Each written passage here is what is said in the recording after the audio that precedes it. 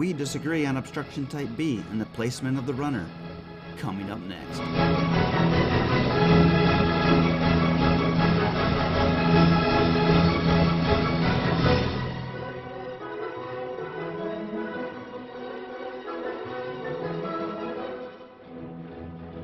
Another local umpire assigner and I have a disagreement on how to assign bases with obstruction type B in Little League.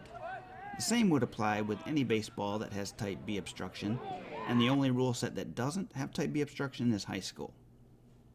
So one of us says, if you call type B obstruction, you have to place the runner at least one base past the last base they legally obtained, and then award any additional bases that the umpire judges would nullify the obstruction, if any. The other of us says, if you have type B obstruction, the runner is placed at the base the umpire judges he would have obtained that would nullify the obstruction, if any. Meaning, you might only award the base they already reached. I need the highly trained and educated umpires in my audience to settle this issue, and it will require an actual case book quote. I only have the high school case book, and that doesn't help us on this. Feel free to post your opinion, but if you have a case book from Major League Baseball or NCAA that would be definitive, that would be great. One thing I am absolutely certain of is that the umpire cannot say, if the runner chose to go to second, I would have protected him to second.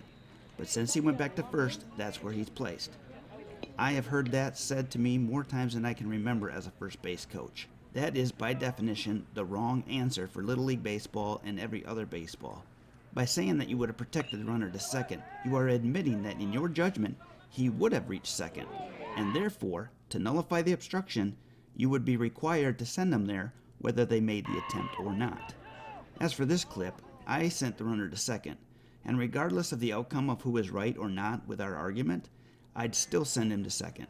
I made that decision prior to the ball bouncing back, primarily because the catcher and the right fielder were not backing up, and runners make it to second, when not tripped up, all the time if there is not a backup on this scenario.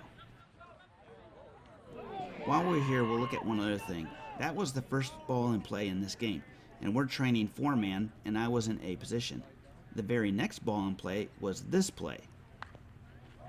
The defense thought that I got this call wrong. Did I? Post your comments below. Let's get this argument started.